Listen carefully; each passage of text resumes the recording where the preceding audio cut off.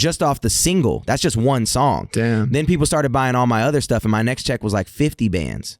Jeez. So then I'm going into these labels, and that just goes to show though how quickly like your life can change in a moment. Second. If you just consistently work hard and you put in the work and put in the effort, all it takes is one moment to where the switch flips, and now you're like just you're either famous or successful or making all this money, or your business grow. Like it's because I mean that's night and day. Like in a matter of facts, in a matter of seconds. It's Tom. It's Jake. You already know. It's pretty spot on. All right, ready?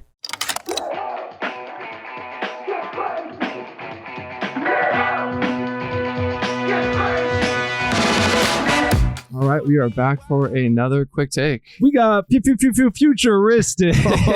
On the there we go. Episode 10, our first guest episode. Sheesh.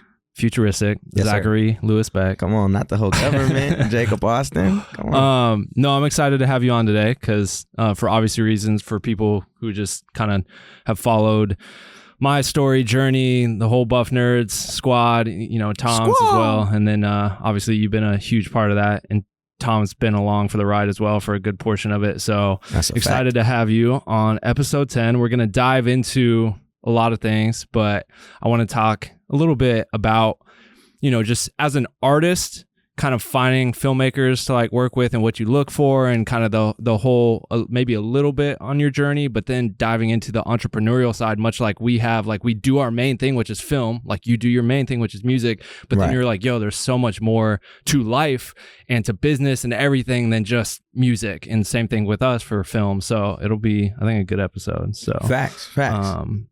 Yeah, let's just start off with, I guess, a little bit of, maybe like the story about how y'all first like met. Was it just on some like ran into each other at like ASU? I feel like maybe people know, but he tells the story the best. I was gonna say, I've definitely told this story a good amount of times for people that ask about us.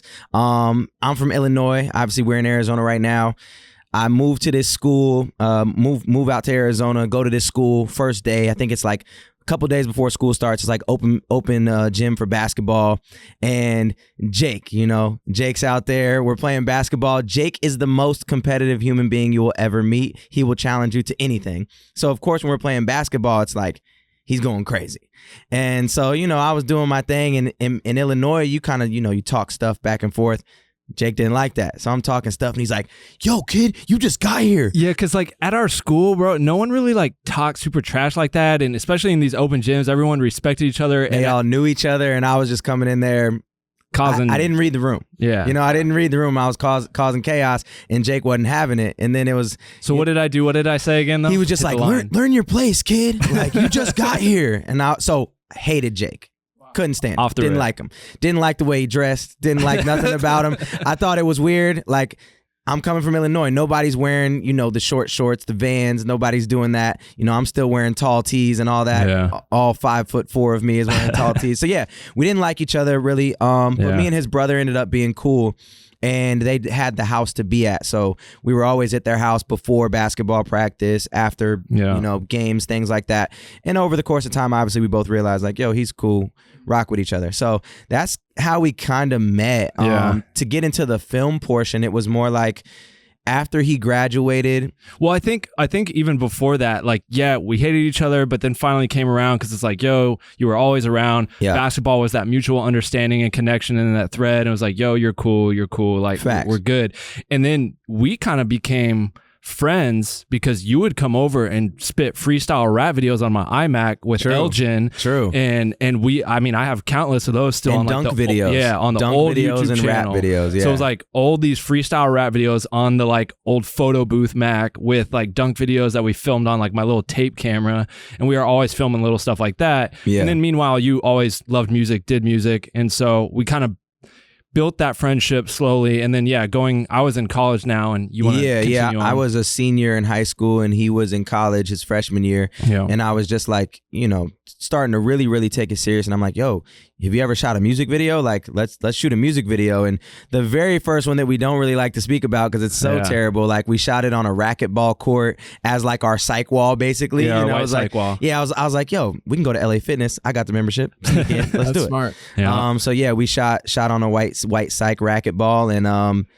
quickly upgraded cameras to the T2i. Hold on, I remember though. Editing that video in my editing like setup was in my parents' game room at the time. I don't know if you remember that. And I was editing the video and we both we thought the video was so cold. Like I had all these like overlay blending effects on the white psych and everything. And do we want to like let them know like y'all don't need to know? Like, keep it in the archives. Nah, I mean, if you really want to have a good laugh at Jakob Owens' first music video and yours and mine, Mr. I Had to Do It.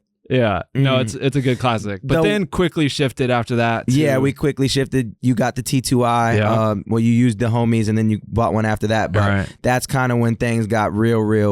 And that was the first. That was like on Mill Ave here in Tempe. Yep, Who Dat. Who Dat. And you remixed J. Cole's Who Dat, and then that like was the started catalyst for everything. Because all of a sudden, local people started like I don't think anyone had really seen like a crispy, well done music video, but with like fire bars from someone who was like, it was just like I mean, when I say that now, like back then it looked incredible and it sounded amazing. Like now I don't know if you go back, it's like, yo, this is cheesy on all levels or what, but that was like the catalyst. And I started getting hit up a lot. I'm sure you were like, yo, I'm going full in on this now. I think it's worth mentioning too, that like, this is like, I feel like, what would you say is like 2010 or so? Yeah, it's 2010. Like, I feel like YouTube prior was like, just really corny viral videos. Like, and I feel like this is like the first time around 2010 that you're seeing like music videos. Yeah, and it was like, the Mac Miller era. It was the walk around with your backpack at school and drop bars. You know? 100%. So we kind of rode that lane. Right into that, yeah.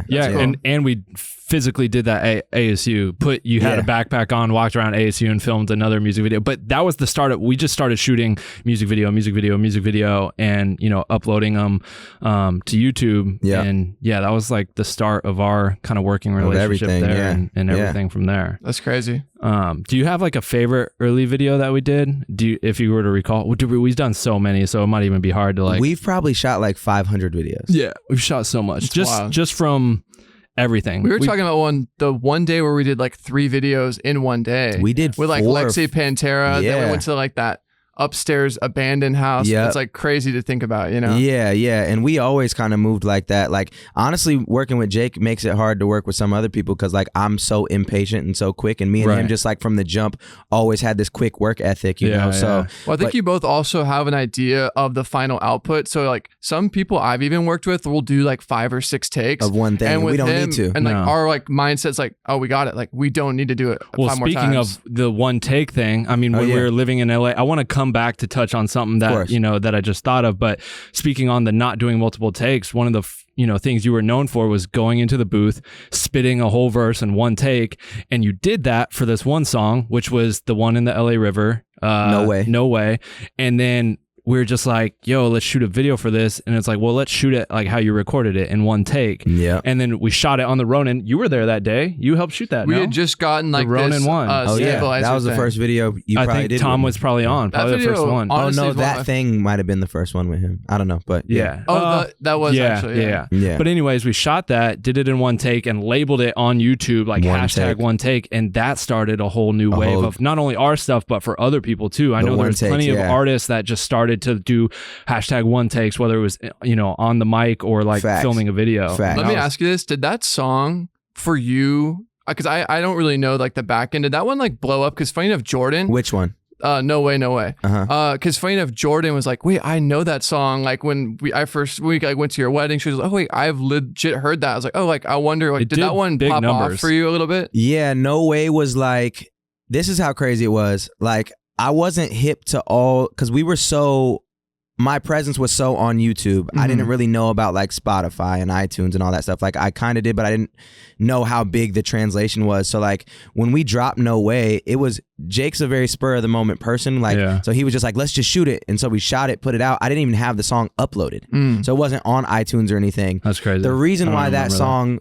blew up so quickly too was because I did a prank with Big Dawes TV. which most people don't know about. Most people think the first prank I did with him was the nerd rap, but I actually did one called Awkwardly Staring at Strangers with Big Dolls before that, which had nothing to do with No Way, but they dropped around the same time, so he linked No Way to that. And that's what first got that makes sense. Even more traction. Wow. Dang, I want to come back to that because that's like the start of a whole nother thing. But even before that, before we just got into that story, like what you were talking about, the same work ethic, right? Yeah. So like essentially what we had started was a partnership, right? It was just like I would shoot your music videos, and we kind of built this little partnership, and we're just moving along. And so we've talked about it in the past about like to find the right partner to like grow in both, whatever you're doing, like you have to find someone that has that same drive and work ethic as you. Like that's probably the key component. Passion, I would say, it's to any partnership, because if your drives don't align and like one's working way harder and doing all this stuff, the other's not, and resentment kicks in. It's like when you have a school project. It's like when you have a school project and like you got 4 people in your group and you're doing all the work, but everybody gets the A. Like you're like, yo, I don't rock with none of y'all. Y'all are trash, But, and then too, like to be successful, I had 2 pivotal partners. I had you and I had Action. And it was like what was so pivotal about these was everybody had the same work ethic. Everybody offered different stuff. And then nobody was worried about the money at the time. Like Action made all my beats and did all my marketing, and all my cover art and stuff like that. And he got 50% of the sales of the music stuff. Jake shot my videos for free and then obviously collected on the YouTube. So I was like, I'm getting free videos, I'm getting free beats, I'm recording for free, I'm getting cover art for free. But at the end of the day, I'm also doing all the work to make sure that this stuff succeeds. Like I'm making sure I'm getting on blogs and I'm doing all these shows and all these ciphers and contests and all this stuff. And it's like, every time I do a contest, now Jake has a bunch of new people that want to book him. Action has a bunch of people that want to use his beats. It was just like a rising tide lifts all boats. We all just were mobbing together, and like it just bounced back and forth. And then as Jake would get new clients like Kyle and DY and all these people, and well, now those are people that now I can get on my songs because they want to work with Jake. So it just like, which led to no budget. Yeah, so we're just feeding back and forth off of each other, all to say the work ethic is what got us there. And like I said earlier, it made it hard, I'm sure, well, for me, it made it hard to work with other videographers, and for him, I'm sure, like, you're never going to shoot an easier music video than for me. Facts. Period. Yeah, that's a big fact. So I mean, just like the symbiotic relationship between all parties and having like that same work ethic and desire to get to a bigger place and always wanting to grow is like what, and essentially we were a team. The sacrifice of like, yo, I'm not charging you $250 for these music videos because what we're building together is so much more valuable. Right. And I always looked at it early on. I've told people this, like every video I was doing, I was looking at it as a way to build my reel and my body of work. Because like with Kyle, like he was one of the first early artists I started working with. It was Samson, Sam King, Kyle, and like none of them I charged really any money for. Very low. If anything, Kyle, nothing. Samson, maybe $100, $200. Sam King was the only one that I charged, but it's like I didn't know him personally. And like he was one of the first artists that reached out to me after seeing my work on YouTube. And I think I only charged him like $400. And I like flew to Vegas, did crazy ass videos for 2-3 days. And like, so it's like I was always looking at the bigger picture. And I think, that's what played. It just helped me so much grow. But going back to, it's like you have to find, essentially we were a team. We were still doing our individual thing and trying to grow in our individual space, but we were essentially a team without being a team. We understood, those roles are like, yo, if you win, I win. If I win, you win. And Facts. So it just, it grew to something crazy, which now we could probably lead into that whole No Way thing we were talking about with the Big Dawes thing and that first explosion of, we started to get, we were at there was a point where we dropped a video and expected like 1 million views. Easy. It was like, oh, we dropped this, it's 1 million. And now you're like, I just feel like your guys' finger was like very much on the pulse of like, and like maybe that's a question I have for y'all, because I was like definitely on the outer rim shooting with y'all, but I wasn't like in the mix. Like, how did you guys know, or like what was your thought process on like, okay, this is gonna break the internet? I mean, like, how did you structure concepts like that? I think Zach would have a better. That was more.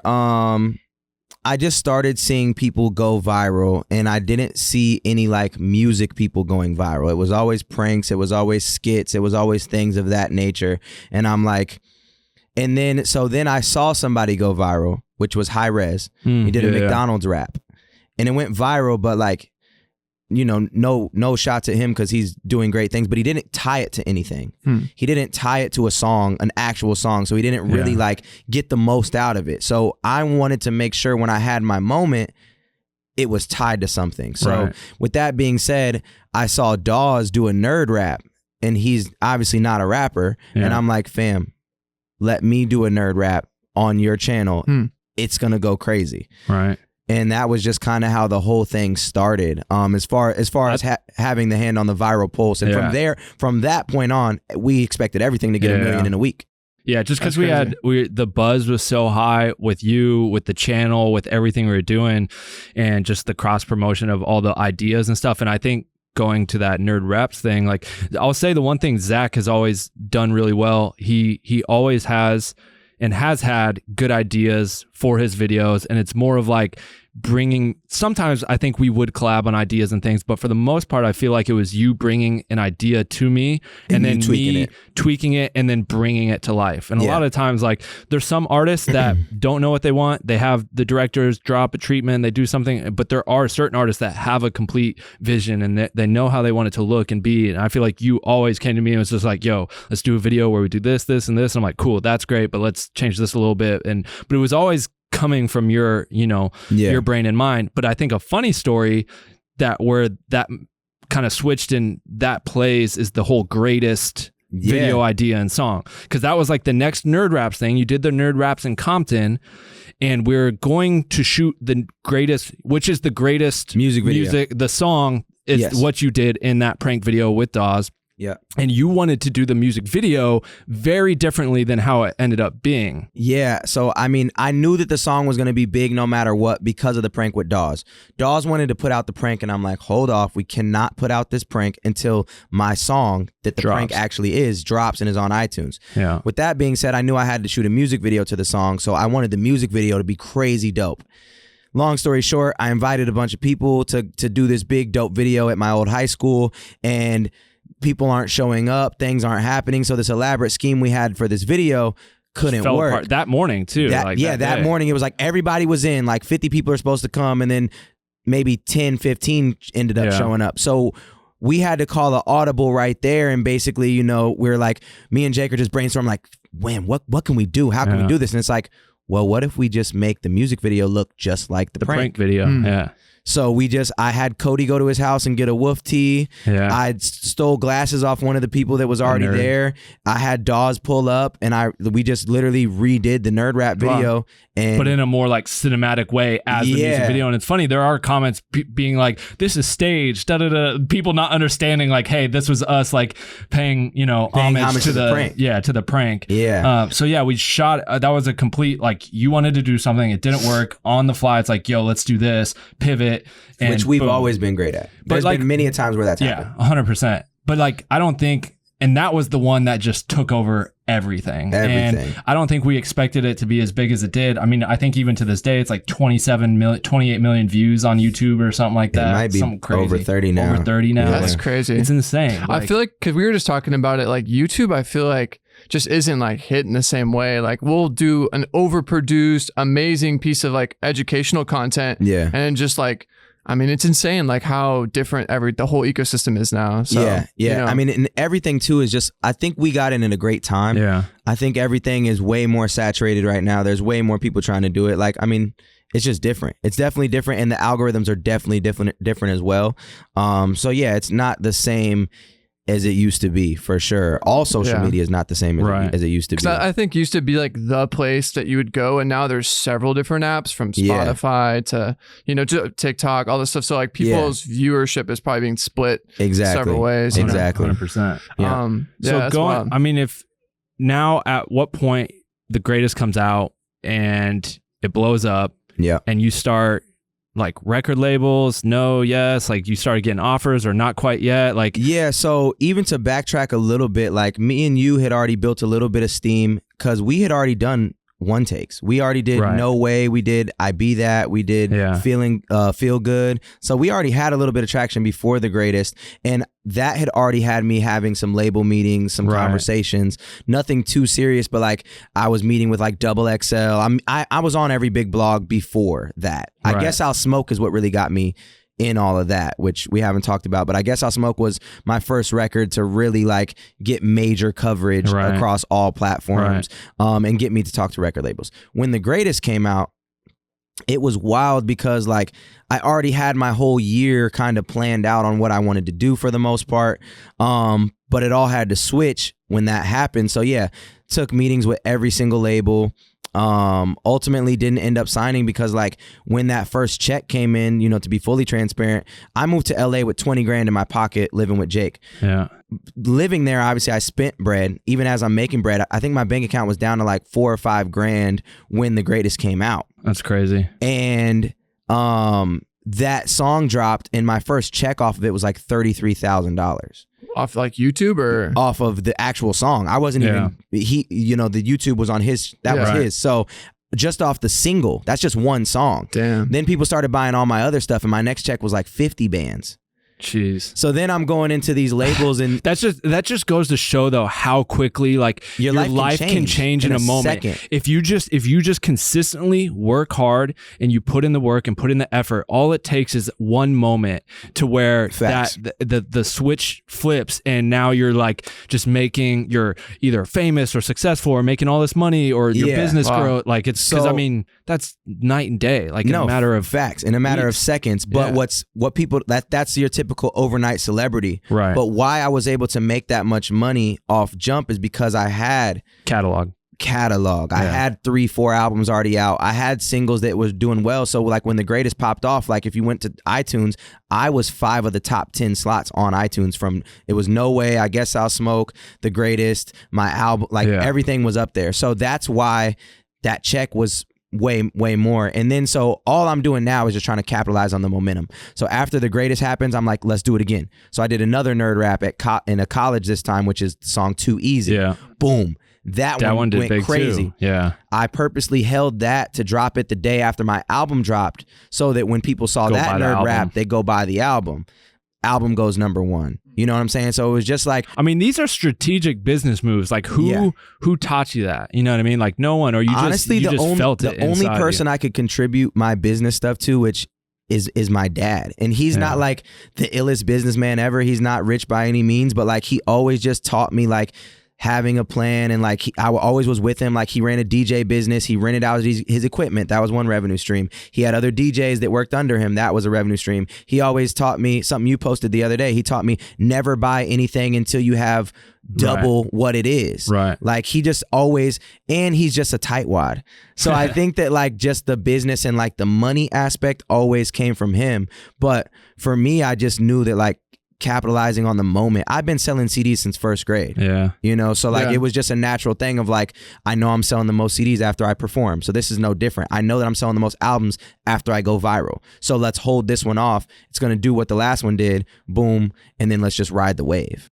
Let me ask you this, because like that's something that Jake and I have talked about, where we're definitely having our moment coming up as filmmakers, and there is kind of this fear in the back of your head that this could end at any time. And I don't know if it's like touching on imposter syndrome or some sort of thing in your head where like, you know what, like this almost seems too good to be true. Is there anything you're doing during this like rise or come up that you're like maybe planting seeds? Because some people don't think to do that, and when that thing dries out, they're completely just like left, stranded. I always liked helping other artists. I always liked doing things. So even before I like blew up, I was like hosting local showcases. I was like booking artists to come out and perform. Like I always had my hands in a lot of stuff. So I was never worried that necessarily I'd be done with. But in the moment, all you can do is focus on your thing. I think that when you have the momentum, you have to just go.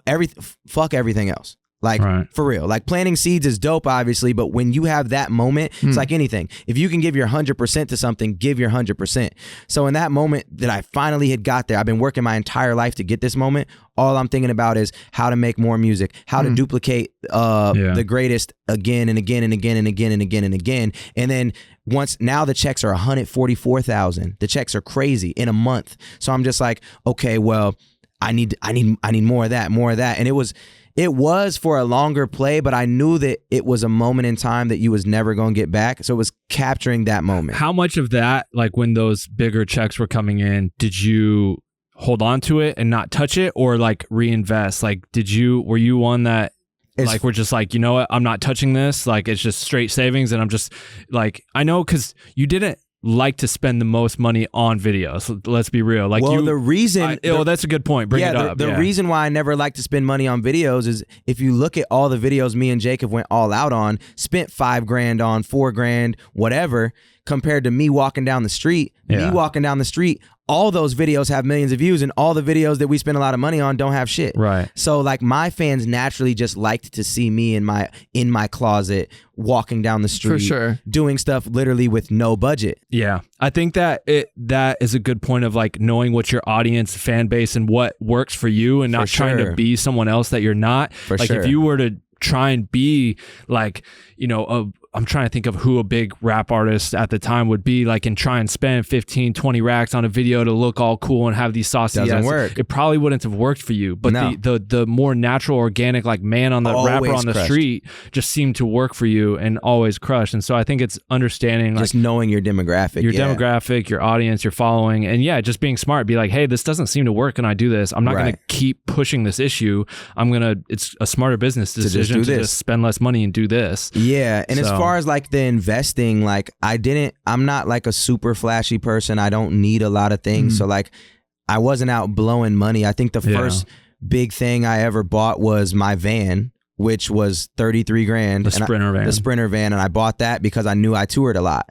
And then as far as any other money, like I didn't spend money on anything. Right. Like I just stacked up and just kept doing my thing. Like the only thing I ever spent money on was music.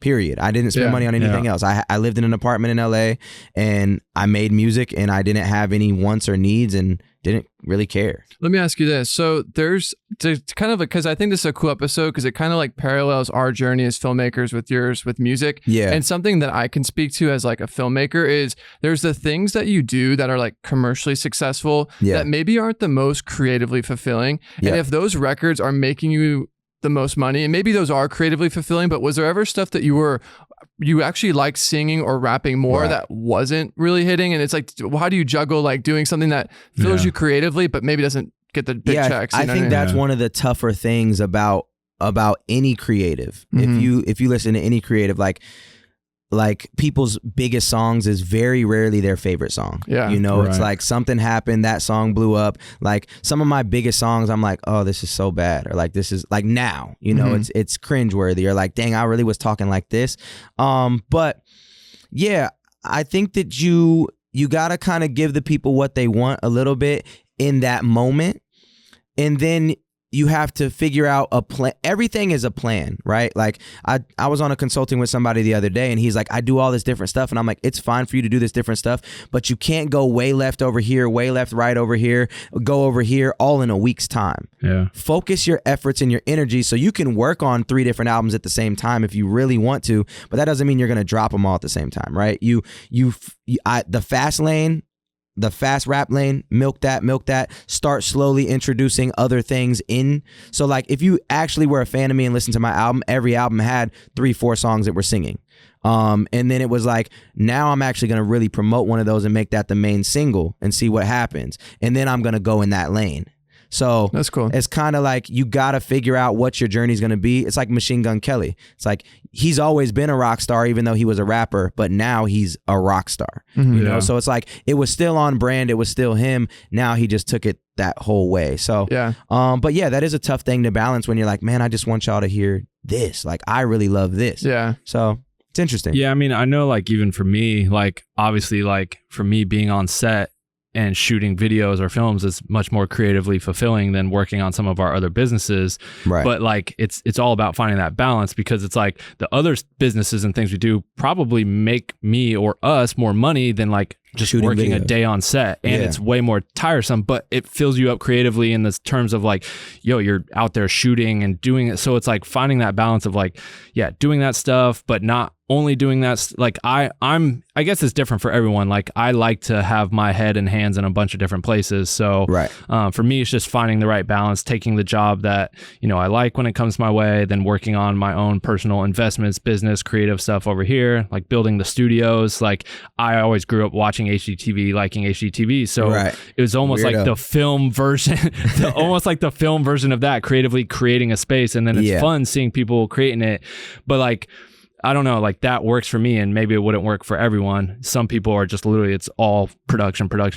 And that's, if you really think about it, life with anybody is balance. Even your person that works a 9 to 5, they have to figure out how to balance their time when they get off of work and still give time to the things that they love. You know, like if you and your girl both work a 9 to 5 and then you both get home and you're exhausted, like how do you make time for you? How do you make time for kids? How do you make time for your hobbies? For you might have another dream that you want to pursue. So it's like, no matter who you are in life, you have to find that balance, and you have to always fill your cup. You can't pour from an empty cup. So no matter what you're doing, like you have to take the time, even if you're grinding.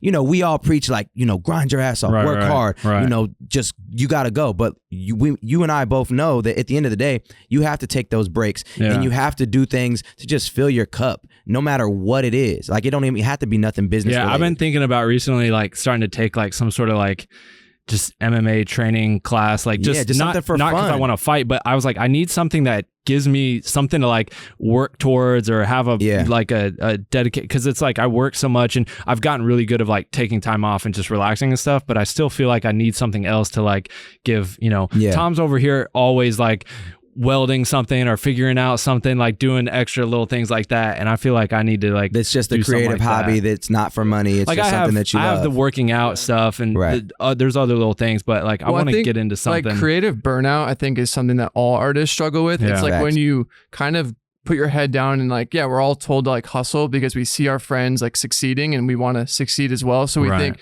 okay, I'm going to work on the weekends. I'm going to work till 3 a.m. But then when you like finally come up for air, you're like pretty miserable. You haven't seen any of your friends. Your relationships are suffering. So it is a tightrope for sure. And I've been in that situation. For sure. So like, what is your, I mean, what's a 2015 futuristic day look like versus a futuristic day now? You know what I mean? Goodness. Like the height of like all those videos we're talking about, the greatest, this and that, you know, trying to get signed, maybe not get signed, doing the TV stuff, touring versus like life today.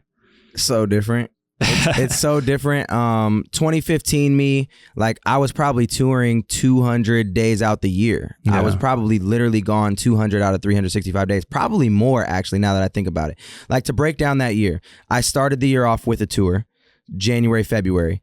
I picked up another tour and was on tour when The Greatest dropped. So obviously we were filming stuff in between that somehow. And then The Greatest dropped. Then I got hit up by A Great Big World. So then I was on tour while flying to do Jimmy Fallon.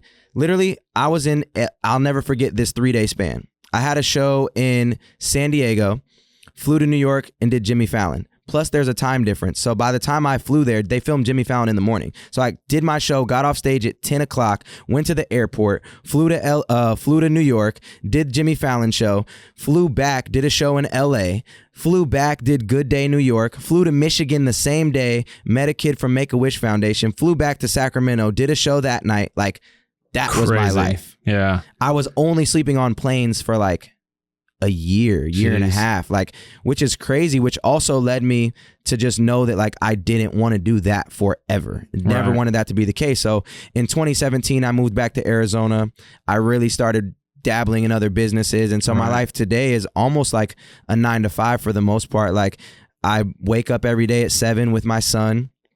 You know, change his diaper, get him back in bed. The dad stuff. I go to so I get my hour of quality time with my son. I go to the gym from 8 until 10. I come back home. I basically shower up. My meetings and my work with Indie Amplify starts at 11. So from 11 to 1, I'm in meetings usually. From 1 to 3, I'm filming. Then I take my lunch. Like it's almost that regimented. And then from 4 till like 7, I basically game plan for what I'm doing the next day. Like I'm making calls, getting people to try to sign up for the website, like doing catching up, like my relationships, like business relationships from like 4 to 7 and just planning that out. So, but I feel like you're able to do that now because of that initial investment in those early years, for grinding, and then doing those days where you're on tour for 200 days, flying here, flying there. Like you laid that groundwork then. So like now you don't have to do that. Because imagine either getting that late start or not really putting in that grind and effort until you're this age now. And now when you're like impossible. Yeah. Like, impossible. So I feel like you put in that heavy work early on. So now you can kind of pick and choose what you want to do. You have more freedom because you have that money saved up. Now it's like, I think it's important. It's tough because you don't want to waste your early years just like not enjoying life and just grinding and hustling. But at the same time, like, or the flip side of that is you do that and then you get to just enjoy the rest of your life. So yeah, I mean, and I'm not gonna say that I didn't enjoy my life even in those times. And same with you, you know, like as much as we worked and as much as we grinded, we still enjoyed it. We still enjoyed it, and we still had great moments and great times and friends. It's just communicating with your friends and your family and letting them know like, yo, this is me and this is what I'm on, and like really outworking everybody else, and just that's what it is. I just thought of a funny story when you said like we enjoyed the times. Remember the rooftop air party? Yeah, and then wasted. I got wasted, but then y'all slipped me some what was it, weed taffy and stuff. Yeah. But I still don't remember that, and they swear that I was like high and that they slipped me some weed taffy. He was crossfaded, but he was so drunk he didn't even realize he was high. Yeah, you know what I'm saying? Had to have been what it was. One sec. Talking about being high, how high were you for I Guess I'll Smoke? Oh yeah. Gosh, dude, miserably high. Yeah, I remember that. Miserable. So the crazy thing, it's weird because I feel like everybody's, you know, into the weed culture now. I was smoking weed when I was like 12, 13, 14, whatever.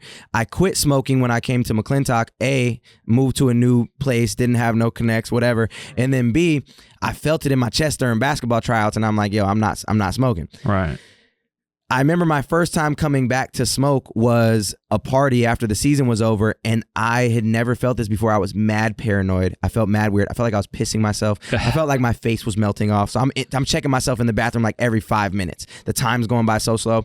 From that moment, I've never been the same with like smoking. So I really don't smoke. Yeah.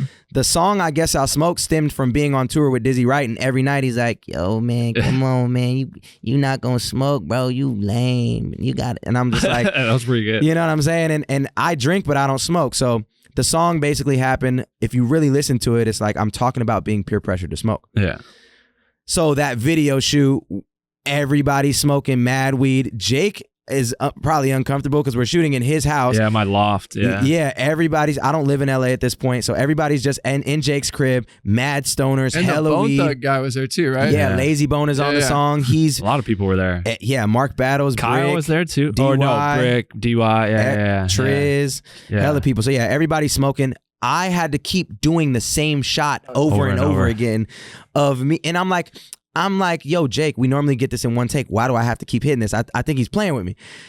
I went upstairs and passed out. I couldn't pass out. I couldn't fall asleep. I just had the spins. Yeah. And you guys were still shooting the video downstairs. I didn't come back down. Yeah. I didn't come back down. I pieced over the balcony. All right, y'all. Appreciate y'all. I was done. Well, didn't you also do that like Be Real thing beforehand? So that was after. I think you did like the car smoke I don't know if that was the same day. It might have been. I've had a couple days like that because of that song. After that song came out, where it's like, dude, I've been sponsored by like 4 weed companies. I just give it to all the homies.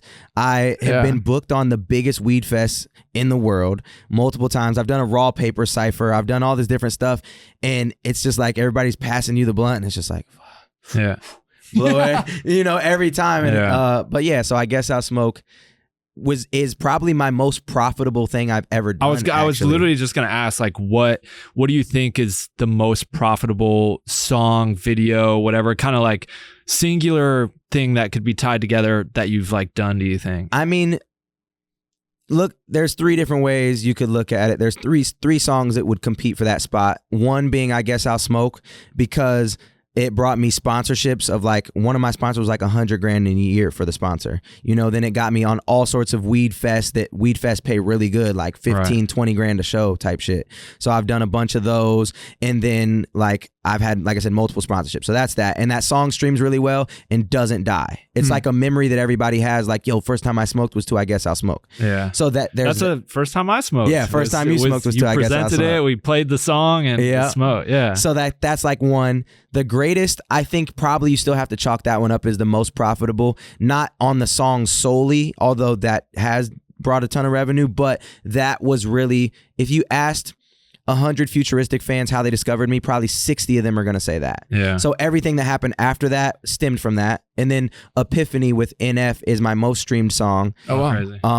By a long shot. You know what's funny is obviously because all the videos are still on the Buff Nerds, and I've been getting a ton of notifications recently of people like, it's 2021, who's still bumping this? And the main 3 comments of stuff are the greatest, Epiphany, and then I'll Guess I'll Smoke. But I would say I would see by far the most Epiphany and the greatest for sure. I see those comments coming all the time. It's 2021. Who's still listening? Like, it's been happening a lot more recently. Yeah. And dude, the thing that trips me out most is like, whether they say it to me or like you, I see it on comments like, bro, you were my shit in the 6th grade. And they're like in college now, or like grown adults, 25, like have jobs. I get and it every day, and it's like stop saying that shit to me. It's the worst. It's the worst compliment.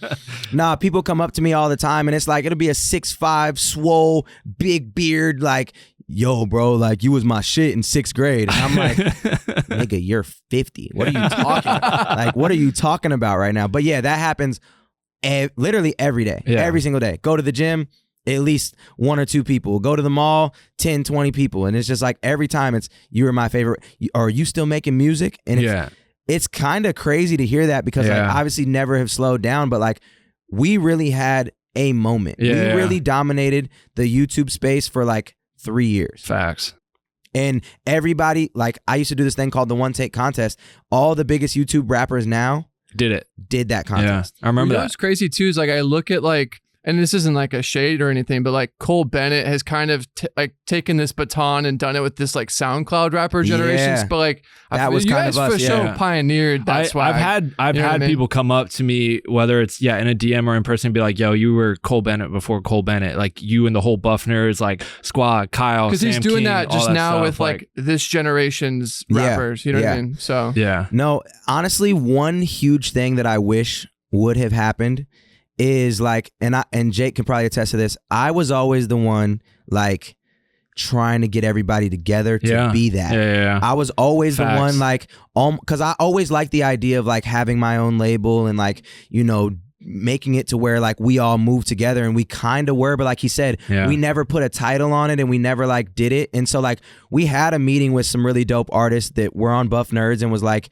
yo, we could really do this. And I booked a whole tour for it. Yeah. I remember I still have the Facebook group like that. It hasn't been deleted yet. It says like Buff Nerds on tour, and it had the picture when we did No Budget where I'm sitting in the chair and it's Kyle, Sam, D Fields, you, DY, all sitting around me. We were trying to do that. Me and Jake. Me and Jake were really like, you know, once I saw the impact, and that's the thing is like, once you can create a culture around something, that's your brand. And we had created a culture where people were coming to his page to find new up and coming rappers. Correct. And we were curating what the new YouTube rapper sound and look was gonna be. And we had a conversation about it, and we went to LA and we met with people, and it was like, yo, we could really do this. But naturally, because of egos and not just egos, but people's plans and what they wanted for themselves, which I'm not saying it was a bad move for you know everybody's doing their own thing now, but I think if we would have stuck together and started to pull more people, like I said, all those YouTube rappers that are huge now could have been under us. Dude, we 100%, like there could be a Buff Nerds, like Futuristic, Jakob Owens, I don't know what the name would have been, whatever we would have to call it, music label, which that would have been the catalyst and start for that. And like, who knows what that'd be today. Well, maybe this is a good pivot to what you've built. I mean, you're rocking the hat. I mean, you definitely built kind of what you're talking about, and maybe you can touch on that. And like, maybe where in your sort of, because we've kind of cataloged your journey as like working together, but also like you're come up as an artist. When along that timeline where you're like, you know what, pause this whole thing, and I'm gonna go and build a tech company, because that is a kind of a crazy pivot, just to be completely honest. You know what I mean? For sure. I think that, like I said, from day one, I've always been an entrepreneur, like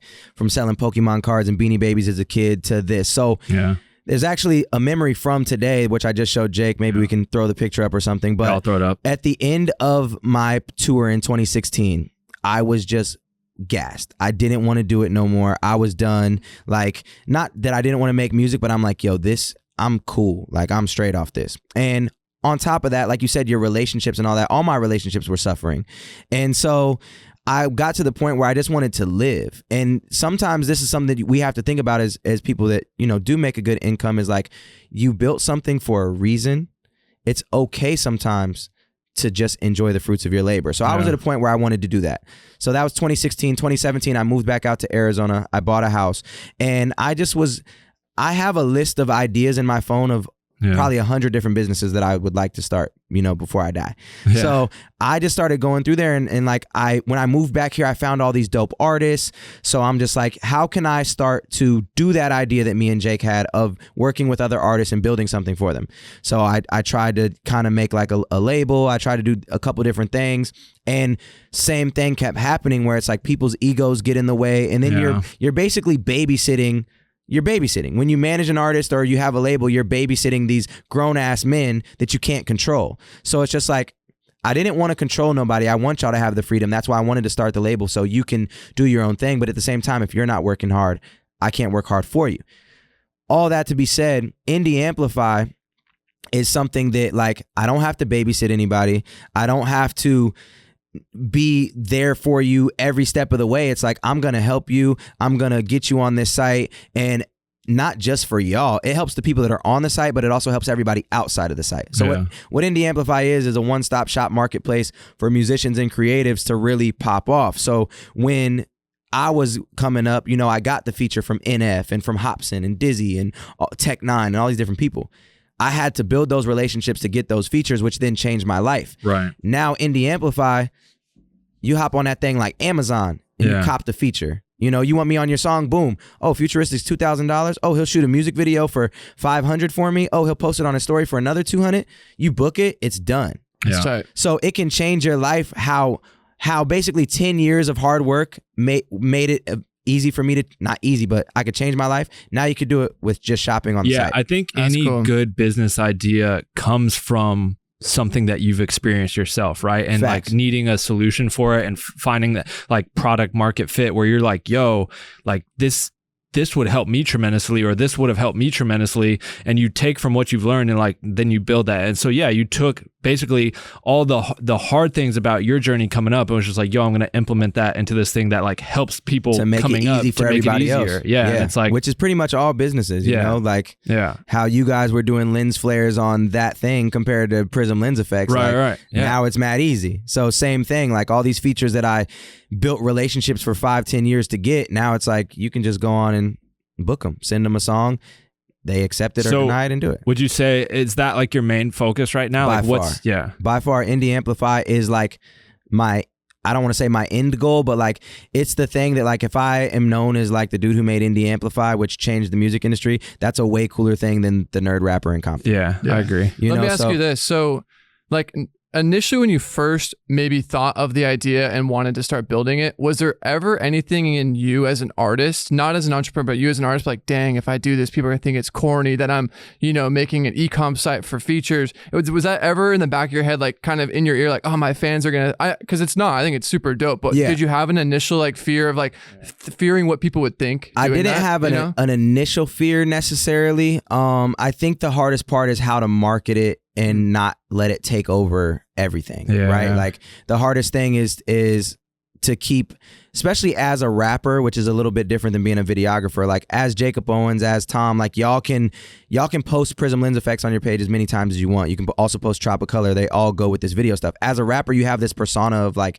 you need to be this type of human being, So it's kind of the balance of when do you let it take all the way over, or do you not? So it wasn't in the idea of like it being corny or this or that. It was just a matter of like, how much do I push this from Futuristic, or how much do I let it live on its own? See, I still think I even struggle with that a little bit, because I think it applies to what we do, because it's like people know me or knew me, whatever, as a filmmaker, music video director, whatever. Right. And then it's like I feel like I don't want to be perceived as, oh, that dude that's hawking filters. Like, you know what I mean? And so it's like finding that balance of like, yo, this is very much like all of us use this shit. Like, so don't act like you wouldn't use this. Like we use it practically on set in what we're doing.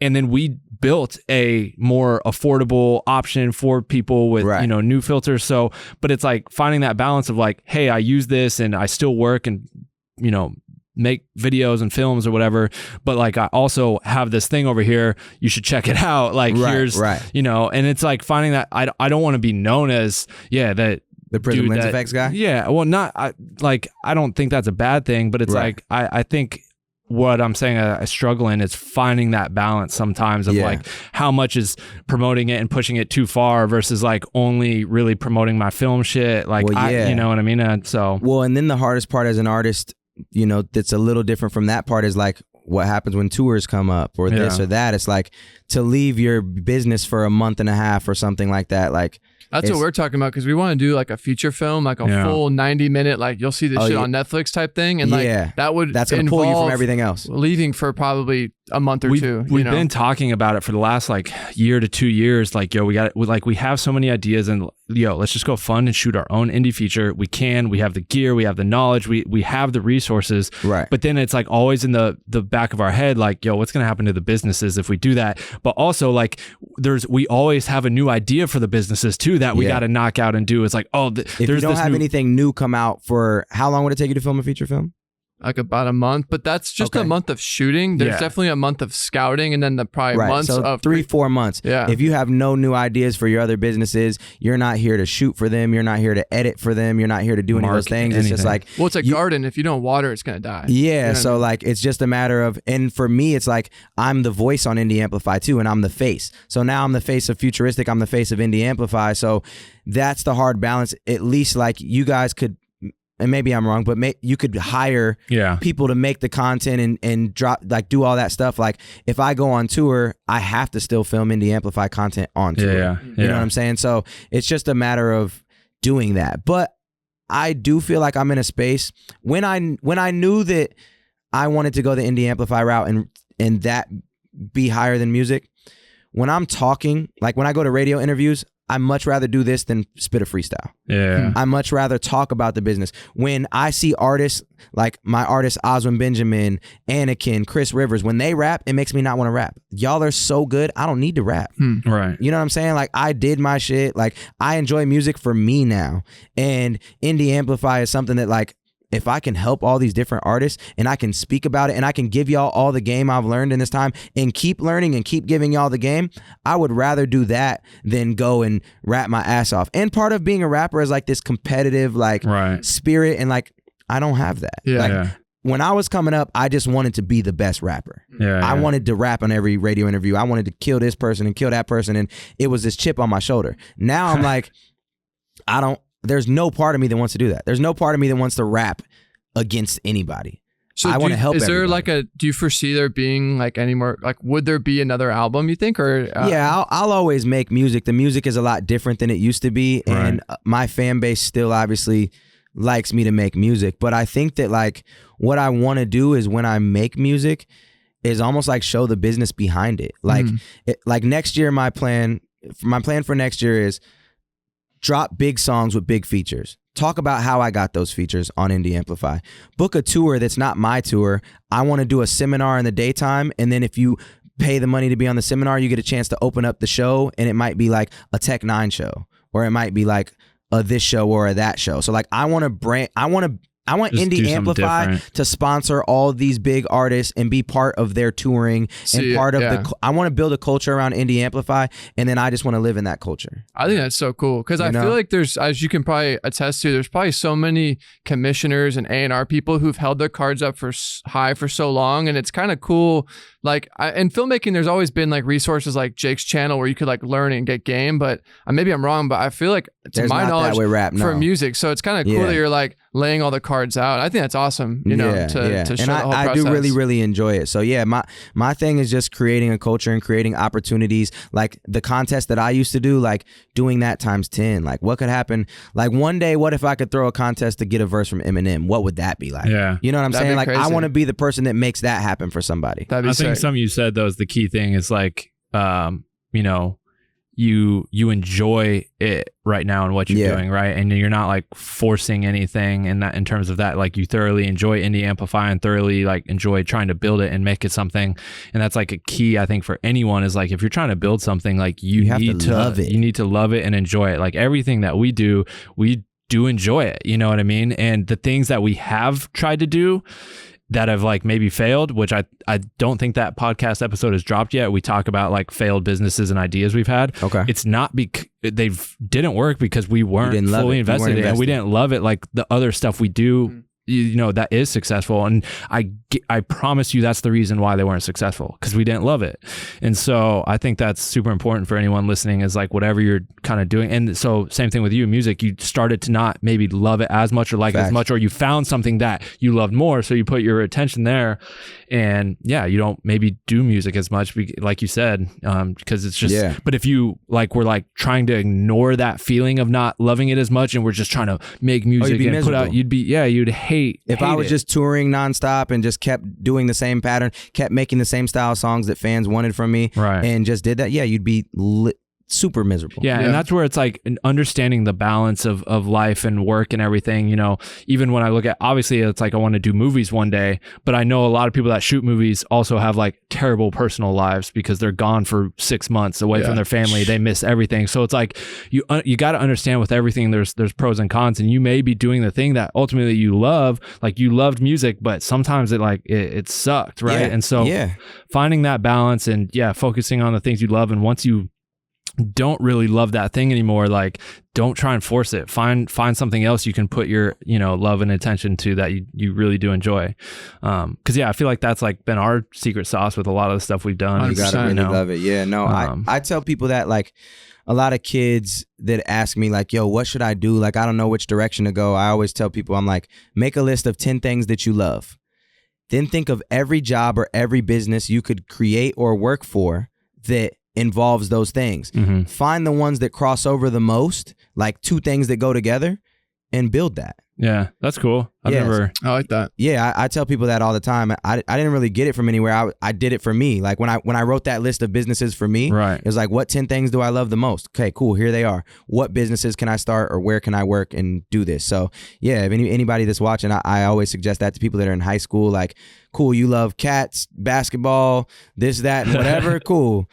Find the next Air Bud, make it a movie, but build a cat basketball there league, you go. But that's how you're gonna really, you put together things that you love and that are useful, and you'll never be miserable. Like, it keeps you waking up, and even on your bad days, like there's days obviously where you're like, yo, fuck all this. I'm sure. Yeah. No, there's not. No, never. I mean, you ever had a day where just multiple things go wrong within multiple businesses, and you're just like, oh my, why am I doing this? Honestly, sure. We had July without getting to it. It was like definitely. Well, I don't know if you felt it in your businesses, but like for sure, Facebook once a week. Basically what we talking about? Ditched like the Facebook pixel, so all of our ad accounts just were tanking, or in our perception, they weren't like firing the way they should have. Right. And it was rough to like be like, oh dang, like we need to retool. But you know what I will say to anyone listening and watching is like having those moments are completely sobering, because it literally lights a fire under your ass, and you're basically falling through the air, and you need to figure out how to pull that parachute. And like having that actually like completely allowed us to shift gears, and we like retooled one of our businesses, and now it's the most profitable it's ever been. Yeah. Right. And it was because like we were like literally looking at our P&L, something terrible and we're happened. like, Same thing with the first one that ever happened was your YouTube channel. When he lost, he had a dummy made his ASU email his original YouTube email. So when he graduated from ASU, he no longer had access to that email. So we lost the first channel, which had a couple of the videos. had a couple of I was wondering about that. Owens MHS 1990. We had our biggest videos, at the time, and when he lost that, bro, we were like, bro, what are we gonna? And it probably had maybe 10,000 subscribers. But something. it led to starting the Buff Nerds YouTube channel and like grinding and putting those videos back up and it lit a fire. So it's like, yeah, I mean, case in point, there was a moment like in July where a lot of stuff was just kind of going wrong. It was just like, I remember being like, yo, yeah, like kind of like a fuck all this moment. Like you take the day off and like don't do shit because you're just like, tomorrow, bro, what? And then tomorrow you're like, how we gonna get this? No, honestly, I not to say I love those moments, but it is really sobering because it completely realigns your like the tasks at hand, and you just are now every day you're waking up, how can I steer this ship? And it's kind of, I mean, it changed everything. And to understand that happens to everyone. I don't care what level you're at in your life. I mean, from the biggest probably, business people in the world that are billionaires, multimillionaires, biggest companies, small people with the 9-to-5, like this happens across the board to anyone and everyone. And like, naturally, there's just some things in life you can't control. It's how you bounce back that really defines who you are and what your company is going to be. Yeah. So look at COVID's an example. Yeah. That screwed a lot of people over, but also helped a lot of people. I was going to say it screwed a lot of people, but I also know stories from people where like low key changed the game for them. And it's like, yo, thank God for COVID because they've completely turned their life around and like created a business that they would have never done otherwise. Or learned a new skill. Yeah. And I know for us, like that was even the start of like, yo, let's do this learn cinematography thing, let's build this class. Like we can't actively go out and shoot productions right now. Let's just shoot our own thing and like teach people how to like make videos and build a course. And that was huge for us and like a whole new eye-opening thing. And just we learned new things. We built a new business. We made some money. We helped a lot of people. I can't tell you how many messages we get of people just like, yo, like I learned way more in this than I ever did in film school. Ain't or that like, crazy? Or you're going to save me so much money by me buying this and not paying to go to film school. So it's, I mean, sometimes you just need those like, oh shit moments, what now, to like really light a fire. Facts. And I know even for you, like buying your house, you were like, yo, like that was like a huge thing for me. And it definitely like didn't set you back, but you were at a point like, yo, I gotta make some more money, I gotta keep going, I gotta, you know what I mean? 100%. So I think to close this out, given that this is a filmmaking podcast, let's just speed round share our favorite and least favorite futuristic video that we've all worked on. Oh, I know Tom's right off the bat. My favorite, I really like, and the least favorite isn't even like off the song, maybe just like maybe from the cinematography or whatever. But my favorite, and it's one of the more low key ones, is like This Will Kill Us Both. I love the Malibu. Interesting. We were like, the waves were coming. That's your favorite. That video's tight to me. Mind you, we've done like dope ones, right? Call of Duty. We've done some massive ones. I just remember that one, like driving home, like the sun was setting. I was like, dude, we like nailed that. And like, that was like I think we got it on the first take too. Yeah. For one or two. And like, Ronin, I just remember like the waves. The it was just like from a cinematic lens. I know obviously it wasn't the most viral. I was like, this video's dope. Right. So, and then least favorite, it wasn't even your video. It was the popping like a soda can. I just remember like dude, that. He always brings that one up. I think what is that? Mickey Zobel. Like, I'm popping like a soda can. It was just brings that up so only much. because you the next day brought me out to the Mill Ave and I blacked out and like. You got cheese. When he got cheese. I got cheese. Yeah. Anyway, so those are my two speed round. Dude, I was so wasted during that video. Oh my God. I mean, and that next day on Mill Ave too. Remember what you did with my shirt? Zach just took my shirt. What was that one place? So that was the straw that broke the camel's back. It was like this like octane slushy. Once I drank that, Fat Tuesday. I was done. Yeah. He was toast. It was like 9:00 and my guy was getting cheese. But yeah, what's your fave video? Maybe from, it doesn't have to be from like a metrics point, just maybe like from like a, wow, this video turned out. And then one where like, yeah, that one's it. I honestly, you go first. Jake, you go, because I have no idea. We've shot so much. I guarantee you would say one and I'd be like, oh, no, that one, because it's just like there's so many. I mean, just off the rip, that one that pops into my head the most is Call of Duty as my favorite, just because it was very fun to shoot. I thought it was a funny, clever idea. It created a lot of little turmoil and beef and buzz and like, and it was just us having fun. And there was no like ill will. It was just like, yo, playing Call of Duty with my friends. I'm gonna kill all y'all, but kind of also double entendre. Like I kill the rap game too. And I just thought it was a good idea. It was really fun to shoot. All of our friends came together. It looked cool. I thought it was funny. It did well too. It's relatively, not compared to some of them, but I think that one just kind of stands out of my head. I was like, that was a fun one. Was there one that you're like from a concept went into the day and you're like, oh man, this one didn't really turn out? Like, Maybe like least favorite. Least favorite is honestly probably the one. It's very small. It was on like my DSLR in your back alley of the apartment. Is that King's Speech or no? No, not King's Speech. It was back then because I had to just meticulously hand draw these red little animations through the whole video, and it wasn't anything crazy. We were just like walking down your alley, so it's not like it was even anything fun to shoot. And like I just remember just like frame by frame draw this thing, and I like was learning how to do it. It just sucked. Yeah. It's funny because he wasn't supposed to do it. We were supposed to give it to somebody else to do it, and then Jake sent me an edit. Yeah, you're like, I don't know how to do that, and then you asked Sam because Sam had somebody that knew how, and then you just did it that night. That's funny. Crazy. And he sent it back the next. I remember that specifically, but yeah. All right. Close it out. For me, I think for me, it's always when you do so many things, right? It's kind of like, what's the first time you did something really dope, right? Like the first time you sell out a show is like the best stuff ever, So for me, it would probably be that thing because it was the first time that I really like the concept was dope. The filming was dope. I felt special because y'all really like brought in a whole crew. Right. And my first time having a full crew, I'm like, oh, dope. Jake really rocks with this. You know what people don't realize? And it was my first singing song. Like 3 hours. 4 hours. Yeah. 4 hours. And we shot that video. And I remember. That looks like a massive. I mean, it was. But like the fact that we did that before, we were done by 12 o'clock p.m. Like, and there was technical difficulties. I think the guy was late. The Steadicam dude. Like, yeah. Oh, yeah. He was like an hour late. We wasted like 45 minutes putting the camera together. Yeah. Like trying to get the camera. Because that was early days. And y'all didn't even really, you were learning. Still were learning how to do all that stuff. And that was, I think, the very first video we had Steadicam on. And yeah, like I forgot we had that much limited time. But you look at the video and it's like, that video is it's well done. Yeah, it looks great. And that's 2014. That's nuts, 2014. Dude. So that was literally like after I moved out to LA. Yeah, that was like my first one that I felt like, oh wow, this is what it feels like. Like this is what it really is. And it was like, it was a life decision because I had to actually put some bread up for it. It wasn't a lot. It might have been $3,000 or I was going to say, I think it was like 3,500. Yeah, 35 probably, I think. So that one was a big one for me. Least favorite would probably be that day that we shot those three, the last one we shot, the no service one. Yeah, and I think it was just because we were all gassed, we were all done. Yeah. And then I could tell he didn't want to shoot it. Yeah. Like he was just over it. And that's facts. I really was just like, yo, fuck this. Like, yeah. Because we kind of put, I think, all of our energy into the one with the girl dancing. Do it. Yeah, which is a cool video. So we did the one. You never put it out. It's like where you're can't like go back. Yeah, where it's like no pushing. Service. It's the slow mo where you're sitting in the chair in the corner with the light, and then we're like pushing down the